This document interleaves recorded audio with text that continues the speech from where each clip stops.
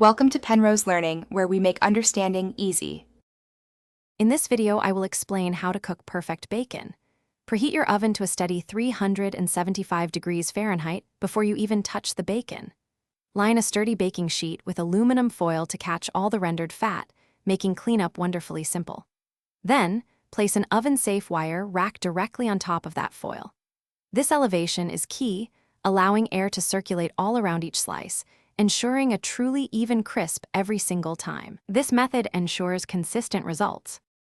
Carefully arrange your bacon slices in a single layer across the wire rack, making sure they do not overlap at all.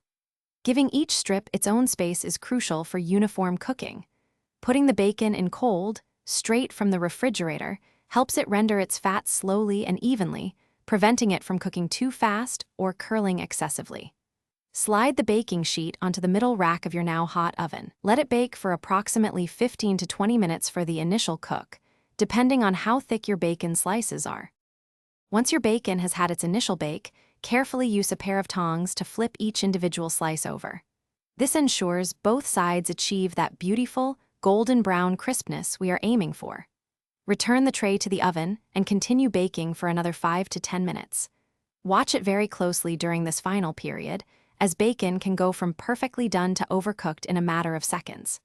Remember, it will firm up a little more as it cools, so anticipate that when judging its doneness. Once your bacon reaches that ideal crispness, use your tongs to transfer each glorious slice to a plate prepared with several layers of paper towels. Let it rest there for a few minutes. This allows any excess rendered fat to drain away, ensuring maximum deliciousness without unnecessary grease. Your perfectly cooked bacon is now ready to be enjoyed immediately, perhaps alongside eggs or crumbled into a salad. Remember to let the fat on the baking sheet cool completely before carefully pouring it into a heat-safe jar for future culinary adventures.